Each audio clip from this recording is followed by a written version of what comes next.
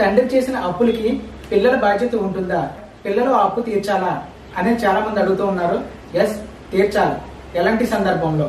తండ్రి promissory note మీద అప్పు తీసుకుని వచ్చి తర్వాత కొంతకాలం తర్వాత తండ్రి చనిపోయిన తర్వాత పిల్లల మీద ఆ అప్పు భారం పడినప్పుడు ఆ ప్రామిసరీ నోట్ లో, గుర్తుంచుకోండి, ఆ ప్రామిసరీ నోట్ లోనే మీ తండ్రి ఎవరైతే ఉన్నారో ఆయన కుటుంబ ఖర్చుల నిమిత్తం అని రాసి ఉంటే, లేదా అతని భార్య కానీ లేదంటే పిల్లలు, మేజర్ గా ఎదుగుతున్న పిల్లలు కానీ పక్కన ఉన్నప్పుడు ఆ ప్రామిసరీ నోట్ కానీ రాయించుకుని ఉంటే ఖచ్చితంగా పిల్లలు అనేది అప్పు తీర్చాలి. అలాగే ఆ ప్రామిసరీ నోట్ లో ఖర్చుల నిమిత్తం, అంటే కుటుంబ ఖర్చుల నిమిత్తం అని కాకుండా నా పర్సనల్ అని రాసుకుని ఉంటే పిల్లలకి బాధ్యత ఉండదు.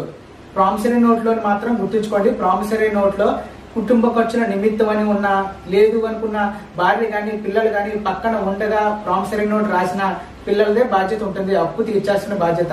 తండ్రి చనిపోయినా కూడా తండ్రి అప్పులు పిల్లలు తీర్చాలి.